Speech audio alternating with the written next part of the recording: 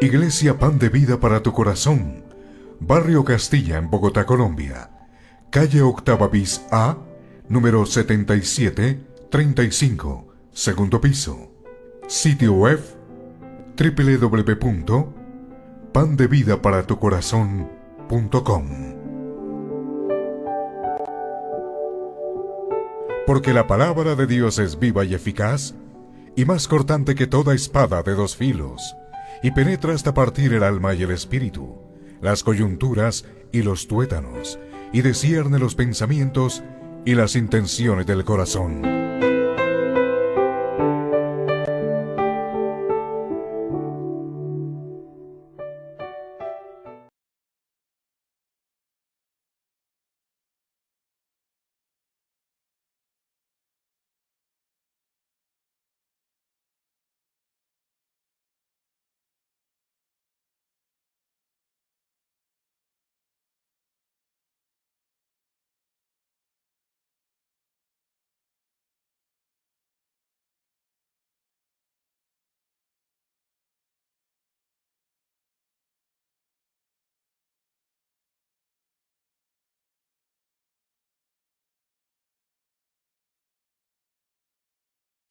Para continuar con la carta del apóstol Pablo a los romanos.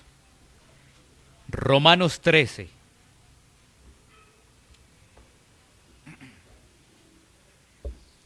Vamos a leer una vez más del versículo 1 al 7.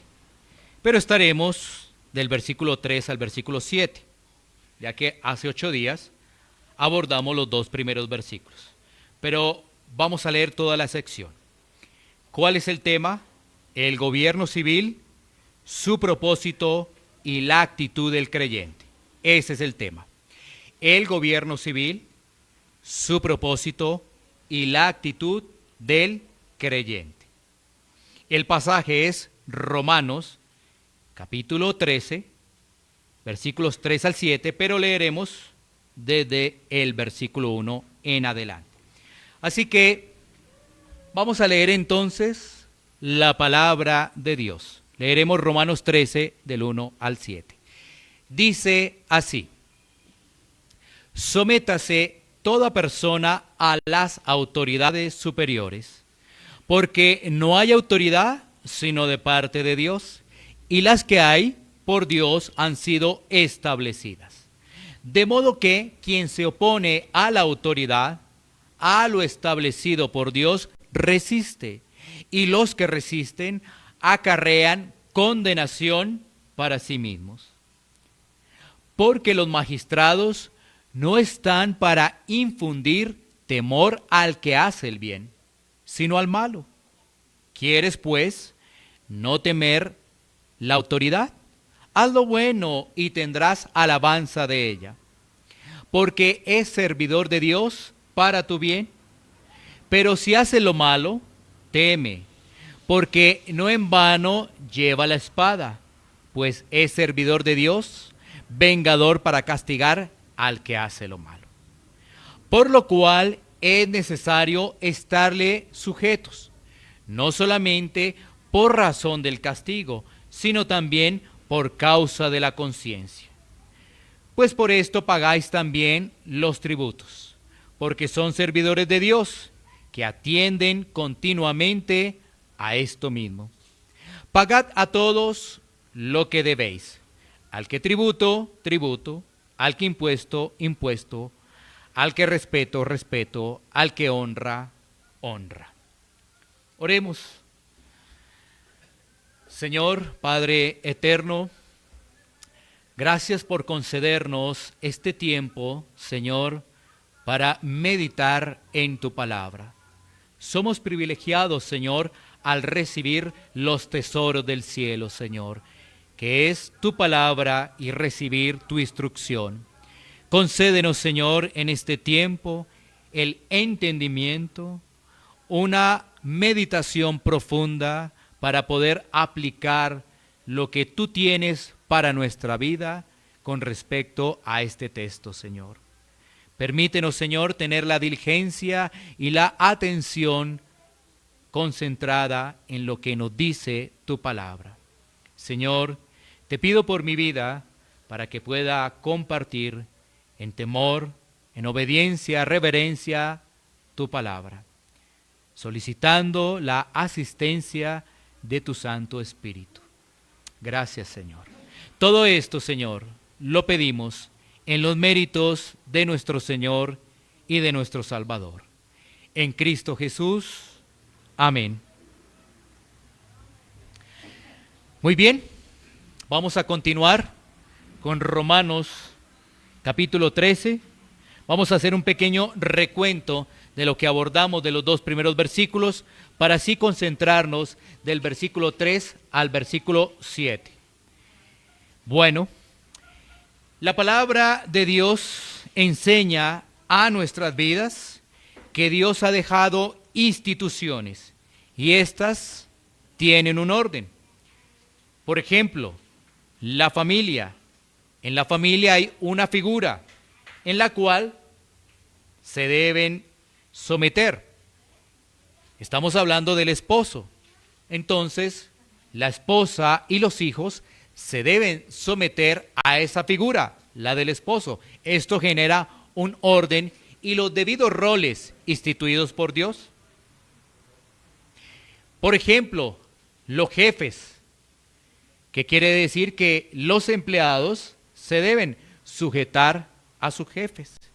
También tenemos la iglesia cuando hablamos de los pastores. Y ahora, en lo que hace alusión el apóstol Pablo, hace referencia a las autoridades que nosotros debemos obedecer. Decíamos anteriormente que por el pecado, el hombre siempre está con un corazón rebelde para no someterse a ningún tipo de institución. Por ejemplo, los hijos no quieren reglas. En el trabajo deseáramos que pudiéramos hacer como quisiéramos. Nosotros colocáramos los horarios y pusiéramos también nuestras propias reglas. Y en el caso del gobierno, pues por lo general, nosotros decimos que como no invierten en el pueblo, en la ciudadanía, pues ellos nos parecen lo peor. Sin embargo, la Biblia nos deja muy en claro que las autoridades son puestas por Dios. Cuando hablamos de autoridades, todas son puestas por Dios. Y que estas autoridades tienen un fin. Por ejemplo, cuando estudiamos en el Antiguo Testamento, analizamos cómo Salomón, el rey de la época, gobernó a un pueblo de dura cerviz y lo hizo con principio de sabiduría celestial. ¿Y esto qué trajo para el pueblo? Un tiempo donde se impartió la justicia de acuerdo a los principios de la palabra. Pero también podríamos analizar en el Antiguo Testamento que el pueblo por su idolatría recibió juicio, disciplina, castigo del Señor. ¿Qué pasó con ese pueblo? Vinieron otros gobernantes, lo llevaron al exilio y allí tuvieron sus consecuencias. Miramos un gobierno, quizás como el de Salomón, pero miramos otros gobiernos en el Antiguo Testamento a través de los imperios de la época que llevaron a los judíos a la fuerza y allí vivieron momentos difíciles. Ahora vamos a mirar este pasaje del versículo 3 al versículo 7 bajo tres encabezados. Del versículo 3 al versículo 4 vamos a meditar en cuál es la labor de los gobernantes según la palabra. ¿Cuál es la labor de los gobernantes según la palabra? Versículos 3 y 4. En el versículo 5 miraremos que nuestro sometimiento a las autoridades es por obediencia a Dios.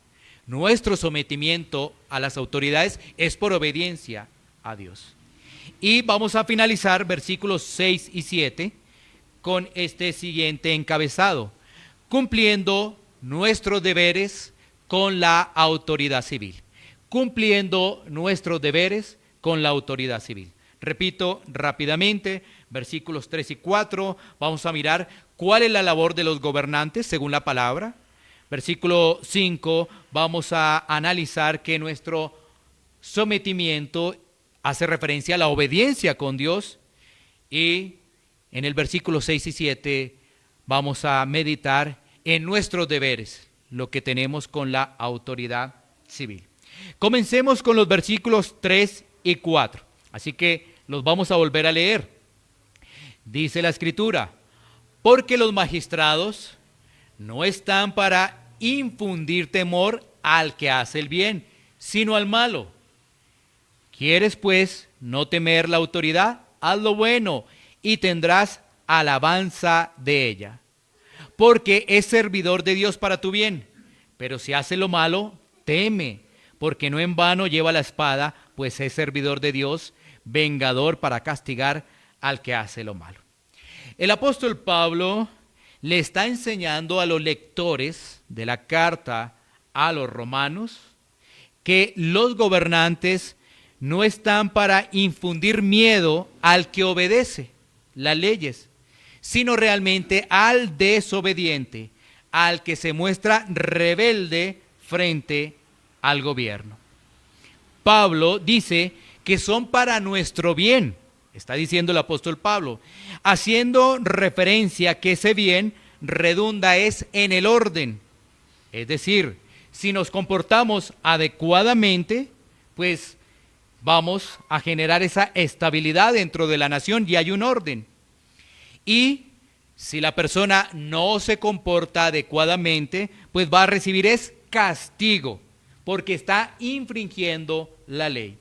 Así que estamos viendo la labor de los gobernantes, centrada en dos lineamientos. ¿Cuáles son? El orden y el castigo. Esa es la labor de los gobernantes. Orden, impartir orden, y castigo al desobediente.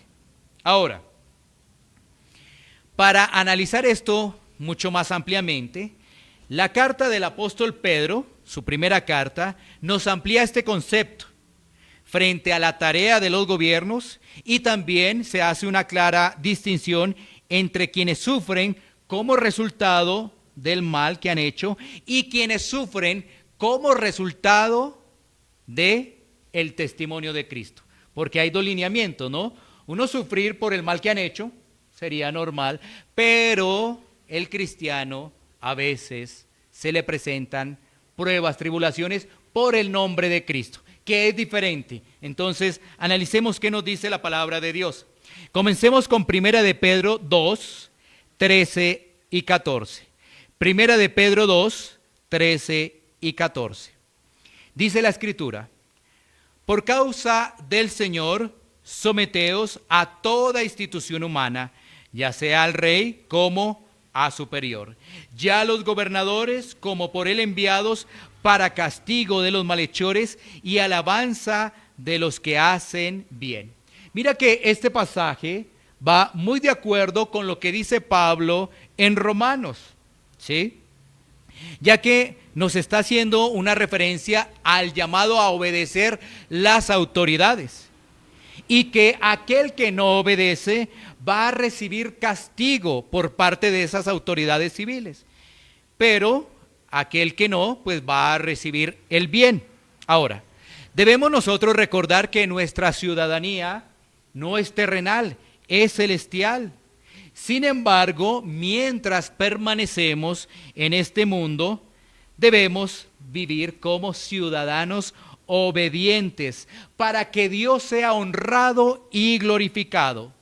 La conducta rebelde de un cristiano deshonra y desacredita el nombre de Cristo, ¿sí? Esto es algo en lo cual debemos meditar. Por eso nosotros nos comportamos bajo el mandato del Señor, que nos dice que debemos someternos a las autoridades.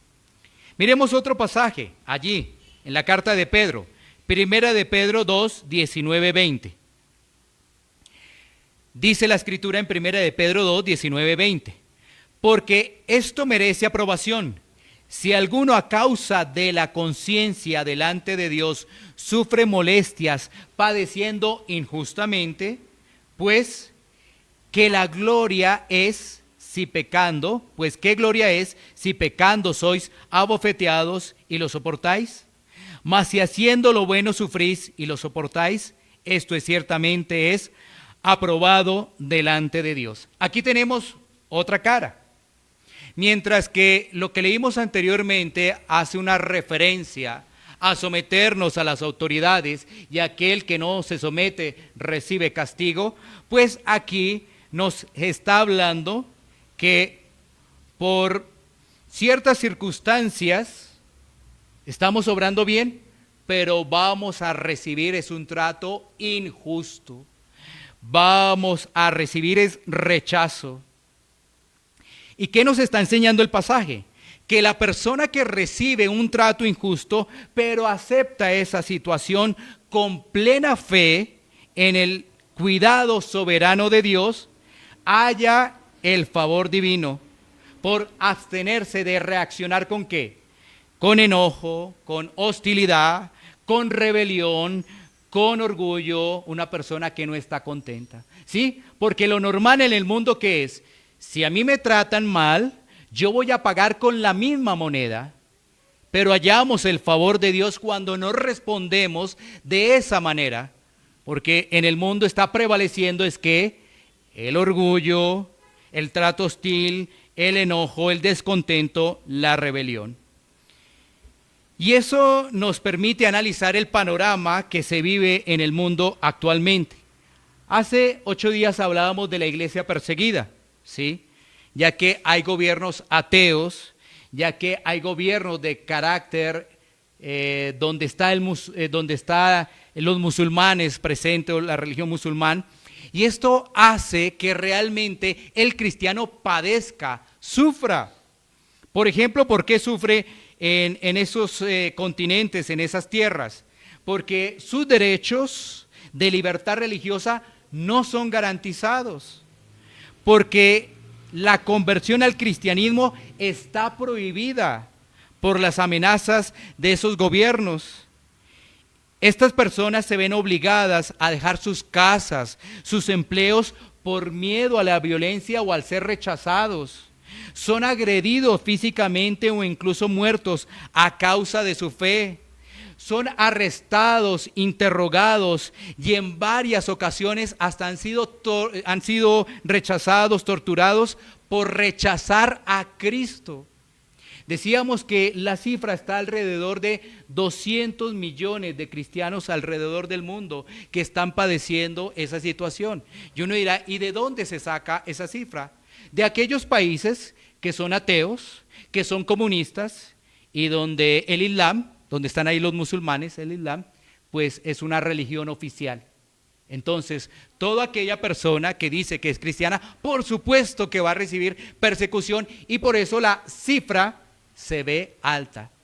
Pero las consecuencias son realmente delicadas. Fíjate que esas personas tienen gobiernos hostiles y padecen persecución, pero se están sometiendo. ¿Sí ves el ejemplo?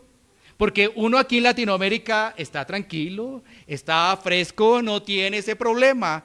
Pero en esos países sí hay dificultades. Y dificultades serias que aún la vida de la persona y de sus familiares está en peligro. Y como vimos, son de diferentes características las dificultades, ¿no? Entonces lo sacan del trabajo, rechazan a su familia, aún pueden ir a la cárcel, los pueden torturar o hasta perder la vida. ¿Ellos qué estarán pensando cuando tienen presente los pasajes que hemos mencionado? Que todo sea para la gloria de Dios. Que si aún sufriendo injustamente, ellos pueden dar gloria a Dios. Ahora, ¿qué vemos acá? La palabra nos dice que los gobernantes son puestos por Dios, que además son servidores de Dios. Pero sabemos que muchos de ellos no lo saben. ¿Sí? Por eso actúan de forma inhumana, impíamente. ¿Sí? Pero la Escritura nos está diciendo que ellos son servidores de Dios. Lamentablemente, ellos se alejan de normas morales para satisfacer los deseos del pueblo. Y por su deseo de poder actúan bajo esas circunstancias. Es decir, vivimos tiempos como los de el primer siglo o antes de la era cristiana, tiempos que cita el profeta Isaías, ¿no? Donde a lo bueno le llaman malo y a lo malo lo califican como bueno. Y esto genera persecución a los creyentes. Miremos este pasaje adicional del primer punto que estamos analizando, ¿no? ¿Cuál es el propósito de las autoridades civiles? Primera de Pedro 4, 14, 16. Primera de Pedro 4, 14, 16. Dice, si sois vituperados por el nombre de Cristo, sois bienaventurados, porque el glorioso Espíritu de Dios reposa sobre vosotros. Ciertamente de parte de ellos Él es blasfemado, pero por vosotros es glorificado. Así que ninguno de vosotros padezca como homicida, o ladrón, o malhechor, o por entrometerse en lo ajeno. Pero si alguno padece como cristiano, no se avergüence, sino glorifique a Dios por ello. Aquí tenemos la ampliación del ejemplo que dimos de la iglesia perseguida, ¿sí? Y mira que ellos actúan con base a las Escrituras, porque si somos rechazados, si somos perseguidos por Cristo, dice que somos bienaventurados. Algo que el mundo no entiende, pero que nosotros podemos comprender porque el Espíritu Santo mora en nuestra vida. Pero el versículo 15 dice, así que ninguno de vosotros padezca por más bien parecerse al mundo, ¿no? Porque dice ahí como homicida, ladrón, malhechor, no, por entrometerse en lo ajeno, no. Si padecemos, padecemos es por el nombre de Cristo. Si los gobiernos nos persiguen es por el nombre de Cristo, no porque desobedecemos sus instrucciones, sus leyes, sus impuestos y todas esas cosas. Así que miramos que ese rechazo es para la gloria de el Señor. Ahora, fíjate que en la última parte del versículo 4 de Romanos 12, 4, dice lo siguiente, la última parte. Porque no en vano lleva la espada, pues es servidor de Dios, vengador para castigar al que hace lo malo. Y mira que esto nos llama la atención porque dice, no en vano lleva la espada. Y uno se pregunta, ¿a qué hace referencia llevar la espada? Pues, ¿sabes qué? Hace referencia a la pena de muerte.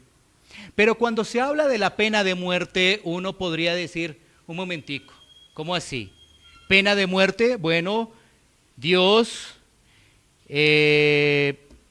tiene presente a las autoridades porque son puestas por Dios, bueno, ok, pero ahora, ¿es posible la pena de muerte en Dios? ¿Y eso no invalida el sexto mandamiento de la ley de Dios? Pues tenemos que mirar la Biblia, su contexto, para poder dar una respuesta y ver que, por supuesto, que Dios habilita ello. Lo que pasa es que a veces nosotros, por un mal entendimiento, por solamente atribuirle a Dios el amor, pensamos que Dios no va a hacer justicia. Y aún los gobernantes están para hacer justicia y castigar al malhechor. Por eso ahí lo está diciendo, ¿no?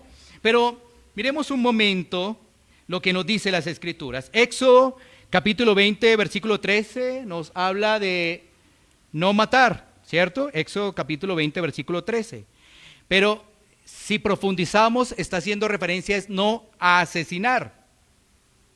Todo asesinato es matar, pero no todo matar es asesinato. Miremos estos ejemplos para que se entienda este juego de palabras.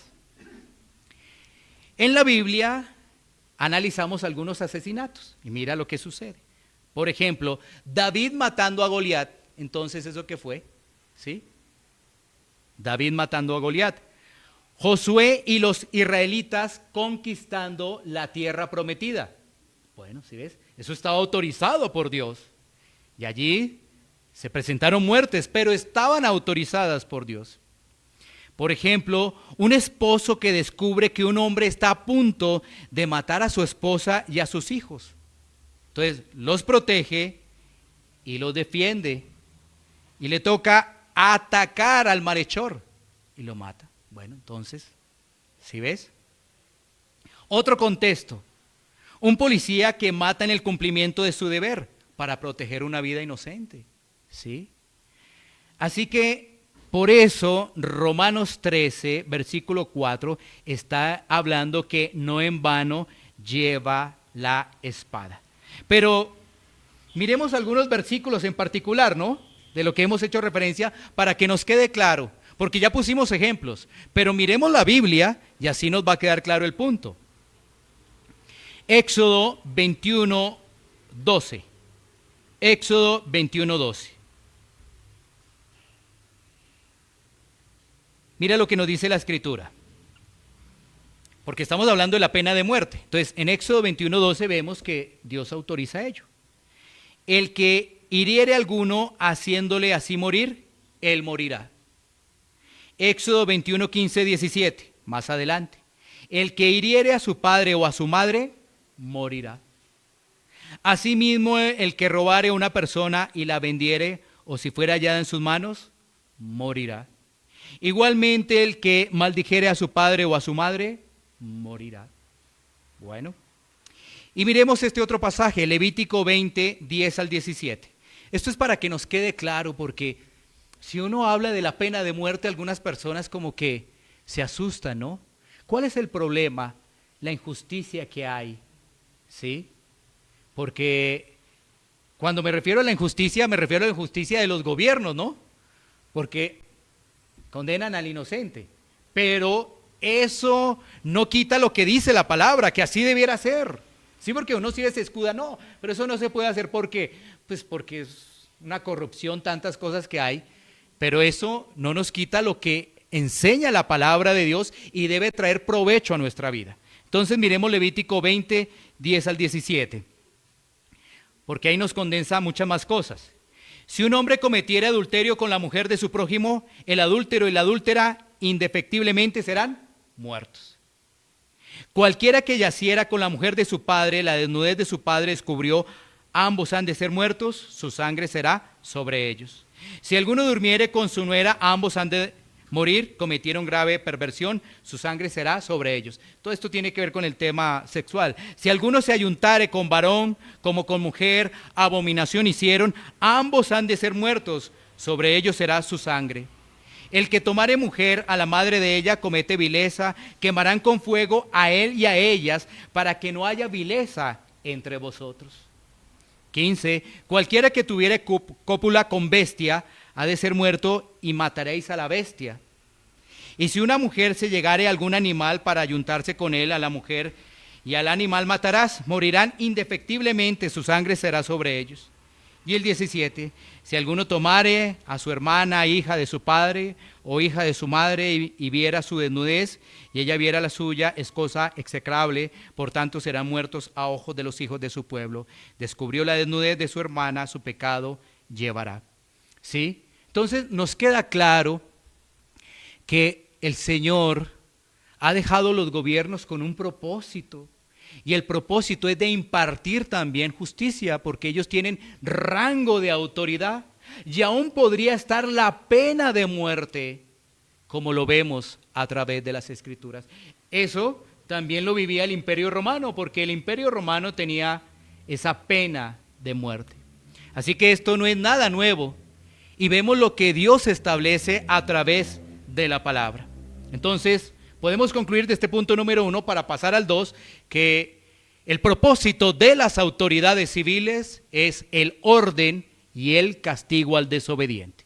Pasemos al punto número 2, que es nuestro sometimiento a las autoridades, es en obediencia a Dios. Ahí está el punto, porque sabemos que muchos de los gobiernos son completamente impíos y cada vez su inmoralidad se hace más visible. Pero mira lo que dice el versículo 5 nuevamente de Romanos 13:5. Por lo cual es necesario estarles sujetos, no solamente por razón del castigo, sino también por causa de la conciencia. El apóstol Pablo ha venido explicando por qué el sometimiento, pero ahora le está agregando más. Y está haciendo un énfasis, no solamente lo que nos dice el versículo 1, ¿por qué debemos someternos? porque las autoridades son puestas por Dios. Pero ahora en el versículo 5 nos está diciendo que no es solamente por el castigo, por el miedo, por el temor al castigo, sino ahora incluye también el tema de la conciencia. Así que esa conciencia pues nos hace también obedecer a las autoridades, porque nos va a recordar algo, que las autoridades son puestas por Dios, ¿sí? Lógicamente, en estos países uno no quisiera. ¿Por qué? Porque ve sus políticas, porque hay corrupción, porque aprueban cosas que nada que ver, ¿no es cierto? Uno no quisiera, pero si somos instruidos en la palabra, vamos a recordar que toda autoridad es puesta por Dios. Y uno piensa, como decíamos hace 8 días, no, las autoridades buenas, esas sí son puestas por Dios. Y miremos la historia, cómo es el panorama. Es que si encontráramos una gran cantidad de ejemplos a través de la historia, entonces uno diría, uy, sí. Pero a través de la historia, por ejemplo, ahorita lo que leímos, ¿no es cierto?, de Levítico, esa inmoralidad sexual. El Imperio Romano, sus emperadores eran unos protagonistas por su inmoralidad sexual, ¿sí? Eran terribles. Entonces nos damos cuenta que el tema tiene que ver es con el pecado, con la rebeldía del hombre. Y aquí en el versículo 5 se nos está añadiendo un argumento adicional, que es la conciencia. Bueno, entonces por lo tanto, antes podríamos pensar que podríamos pensar que éramos buenos ciudadanos, y eso podría hacernos ver moralistas, y eso sería evitar el castigo. Pero ahora realmente, cuando está el Señor en nuestra vida, nos damos cuenta que todo está en un plan, y es el plan de Dios. El plan de Dios. Ahora nuestra motivación ya no es el castigo, ¿sí? Es porque antes podríamos pagar los impuestos y decir, es que estos gobiernos, y bueno, ahí toca y tal cosa. ¿Sabes qué? Nuestra motivación es obedecer a Dios, porque allí también está reflejado el Evangelio. ¿En qué sentido? En que los gobernantes que están son impíos, y vemos nosotros reflejados el Evangelio en que Dios vino a salvar a pecadores, ¿sí? Eso nos llama también a ver reflejado allí el tema del Evangelio. Y no a obedecer por moralismo o por un legalismo, no. Sino realmente estamos obedeciendo porque Dios lo dice, y eso nos recuerda que Dios salva a pecadores. Miremos un momentico lo que nos dice Hechos 24:16. Hechos 24:16.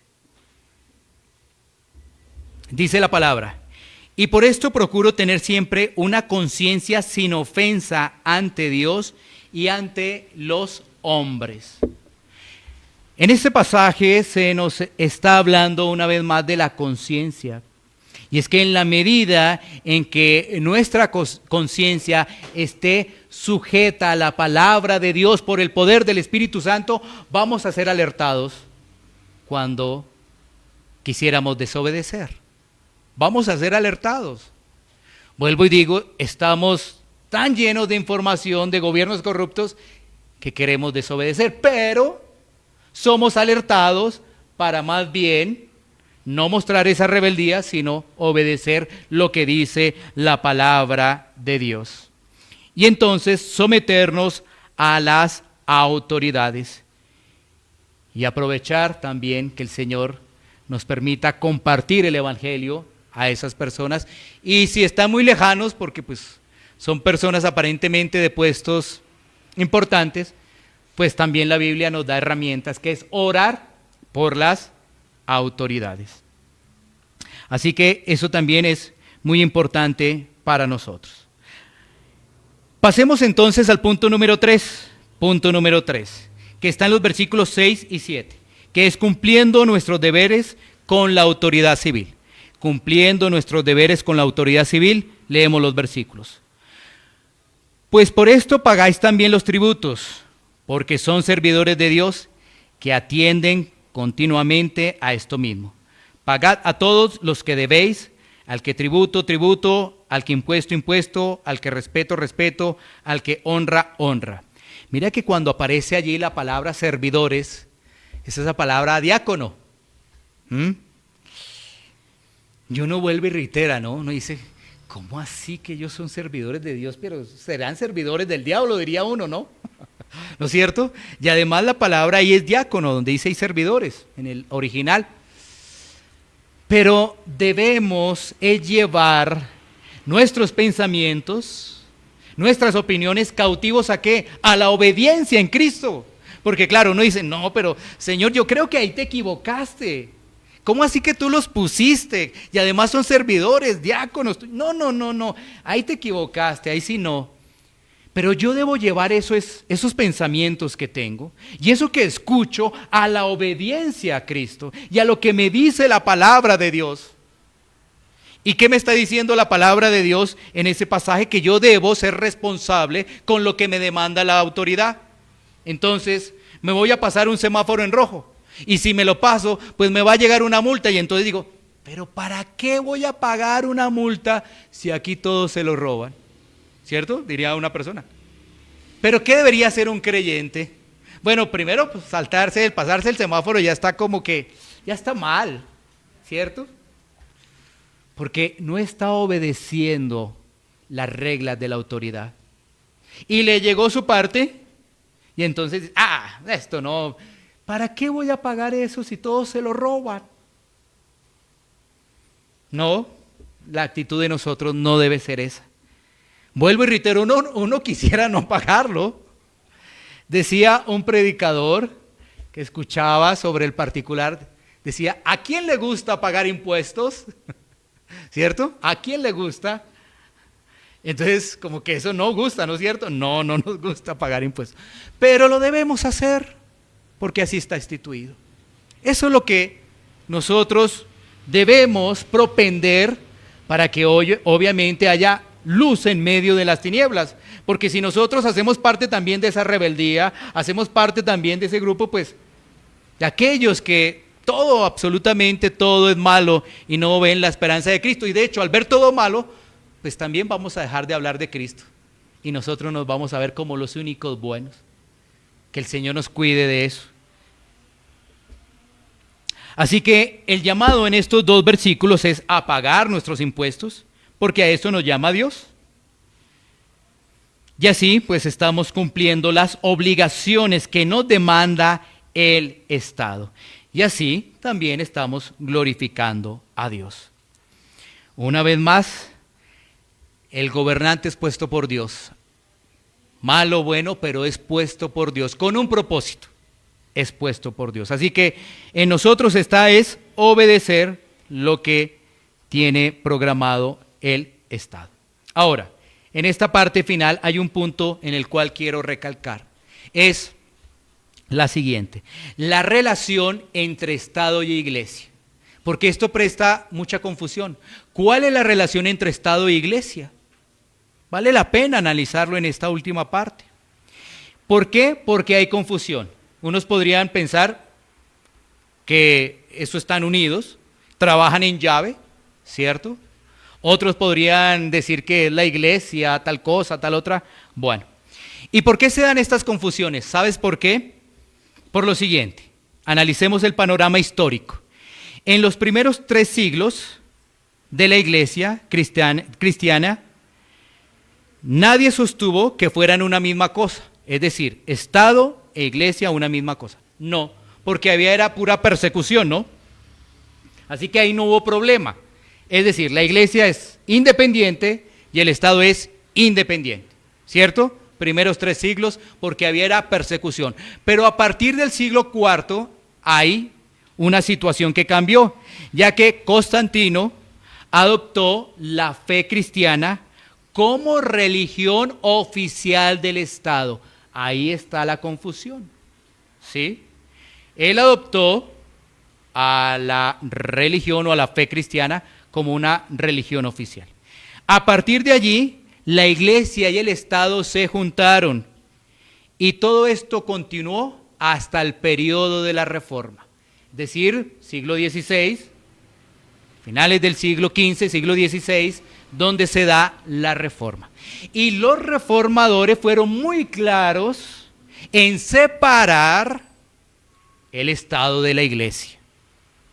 Y ellos tienen 5 bases muy importantes que nosotros la podemos analizar a la luz de la palabra y que quiero compartir esos 5 puntos. Como los reformadores, ellos fueron muy claros a decir no, el Estado es una cosa y la iglesia es otra cosa, y claramente a través de las Escrituras se observa, para no estar en ese tema de que el Estado y la iglesia hay unidos, no, son diferentes. Miremos esos puntos, son 5 en particular. 1, su esencia, su esencia. La iglesia es una compañía de personas que han sido llamadas de las tinieblas a la luz. Eso es la iglesia, ¿sí ves? Una compañía de personas que han sido llamadas de las tinieblas a la luz de Dios. El Estado no tiene poder de salvación redentora, ¿sí ves? Ahora, muchos piensan que para que se solucionen los problemas debe venir un buen Estado, pero es que el problema del hombre es el pecado. Así viniera un buen Estado, continúa el tema en pecado. Entonces, mira, mientras la iglesia son un grupo de personas que han sido llamadas, que estaban en tinieblas, ahora pasan a la luz. El Estado no tiene nada que ver con eso porque el Estado no puede imprimir ningún tipo de salvación, nada de eso. Y a veces las personas ponen sus miradas en el Estado. Segundo, su origen. Ya miramos su esencia, miremos su origen. Por ejemplo, la esencia del gobierno está bajo los parámetros de una gracia común. Miramos que dentro de esa gracia común están sus objetivos, que es impartir orden y justicia, castigar al malhechor, ¿sí? Y vemos que la iglesia está bajo la gracia particular, ¿sí? Mientras que el Estado está bajo una gracia común, porque hay una gracia común, el sol sale para todos en particular, y eso es una gracia común. En la iglesia hay una gracia particular. Si ves, ahí diferenciamos el Estado de la iglesia en su origen. Miremos sus propósitos en el punto número 3. ¿Qué hace la iglesia? Predica, evangeliza y actúa como sal y luz en las tinieblas. ¿Qué hace el Estado? El Estado lo que debiera hacer es generar control, orden. ¿Sí ves? Las funciones de la iglesia son claramente, ¿no? Entonces, ¿qué es? Predicar, evangelizar, actuar como sal y luz. Y el Estado tiene otras características, otros propósitos, que es generar un control. Punto número 4. En lo referente al poder, la iglesia posee fuerza espiritual. Sus armas no son carnales. En cambio, pues el Estado tiene un control coercitivo para asegurar la conformidad de sus reglas. Es decir, ese control se vuelve visible mientras que la iglesia está en un orden espiritual, ¿sí? Mira que todos estos puntos los podemos llevar a la palabra de Dios. He enumerado lo que dijeron los reformadores, pero esto no nos salimos de la palabra de Dios en ningún momento, porque como hemos leído la palabra sabemos que es así. Punto número 5, en su oficio. Por ejemplo, ¿qué hace la iglesia? Nombrar ancianos, diáconos, establecer una membresía. ¿Qué hace entonces el gobierno? Bueno, el gobierno lo que hace es, a través quizás de democracia, nombrar presidente, legisladores, senadores, pero si ves, todo muy, pero muy diferente. Así que no podemos mezclar las cosas. Esto se debe, esta mezcla se debe al catolicismo romano. Pero siendo nosotros protestantes, tenemos una clara identidad de que no se mezcla lo uno de lo otro. Por eso, lamentablemente, muchas iglesias lo que han querido hacer es meter la política en sus púlpitos.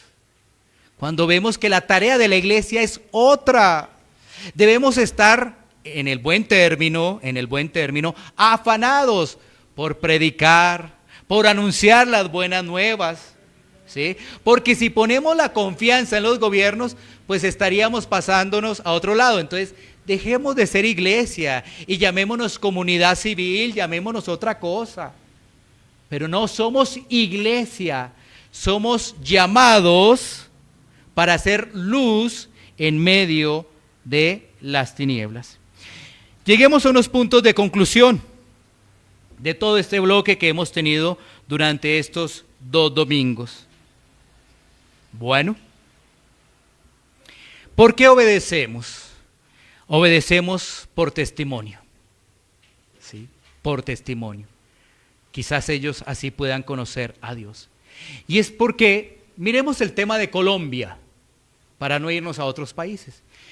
Como está el organigrama de los poderes en Colombia y la democracia establecida, vemos que muchos de nosotros quizás no tenemos acceso a ese tipo de personajes, pero sí tuviéramos acceso en algún momento a un edil, ¿sí? Porque los ediles trabajan en las localidades. Por ejemplo, aquí en Bogotá, ese es el sistema que hay.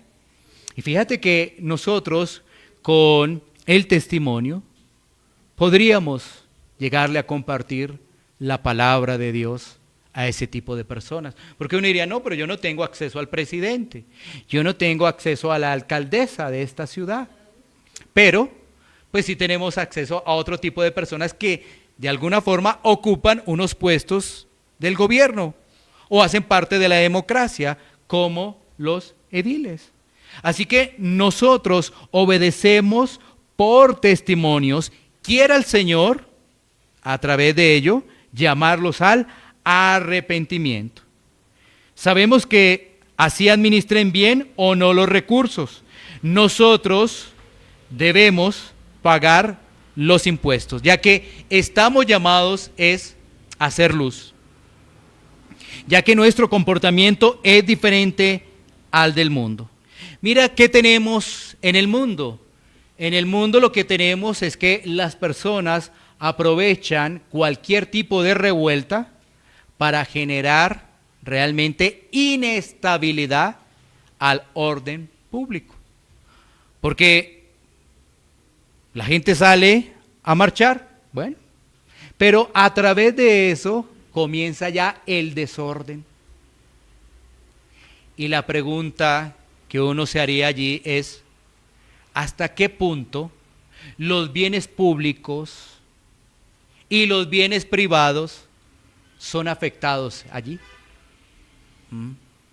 Claro, ellos exponen razones, que el bien común y que todo eso, pero cuando vamos a la luz de la palabra, vemos que eso obedece a un corazón rebelde. Porque hablábamos hace 8 días,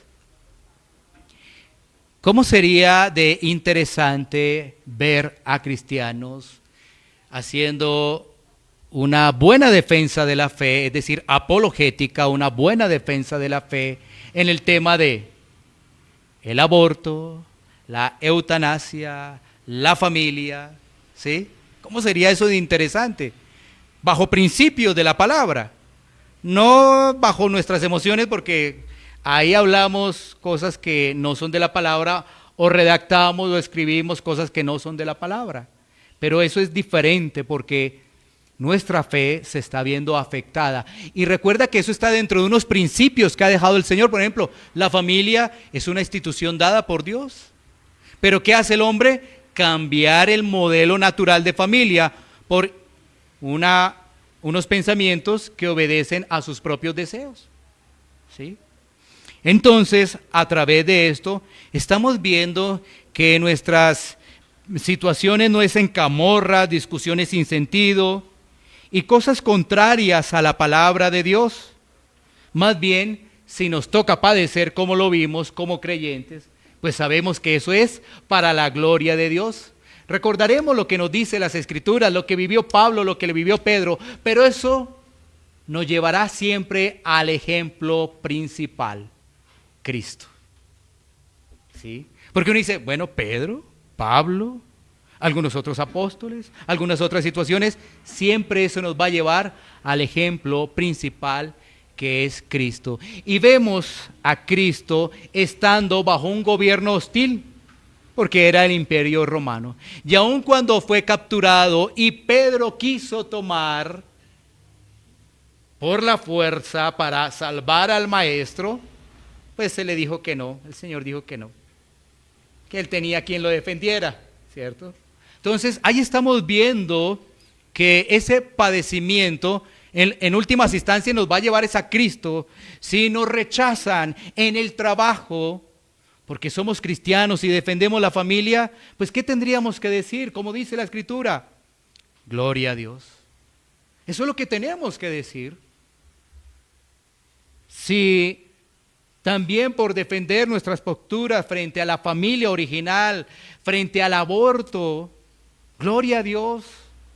Como decíamos hace 8 días en estas conclusiones, si el gobierno dice, no hablen sobre el aborto, no hablen sobre el matrimonio homosexual, entendemos que somos diferentes. Ya vimos que el gobierno no tiene por qué meterse. No. Estás desobedeciendo. Pues en esto sí, en esto sí. Además somos diferentes. La iglesia es diferente al Estado. Y nosotros lo que estamos hablando es de la condición caída de la humanidad.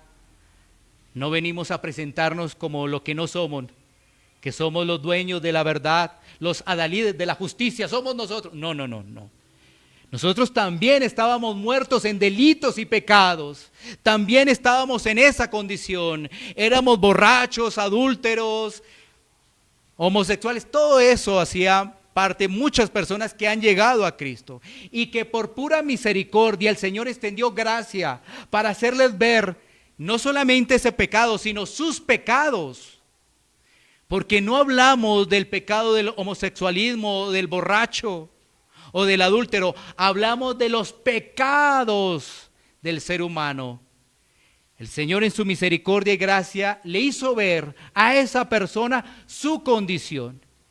Y ahora esa persona lo que quiere hacer es hablar de ese Salvador y quiere compartirle a los demás. Por eso no es que se presente la iglesia como, mejor dicho, el adalid, como decíamos, de la justicia y que nosotros acá ya somos los últimos y que no tenemos error y que todo lo que hacemos es perfectamente santo. No, luchamos con el pecado, sabemos que lo debemos mortificar y a través de congregarnos recibimos enseñanza, recibimos exhortación, nuestras vidas son consoladas. Vemos los ejemplos de los mártires que ellos en medio de persecución seguían adelante. Entonces, esto no nos hará que por algún trabajo nos tengan que decir, bueno, ¿tú qué crees?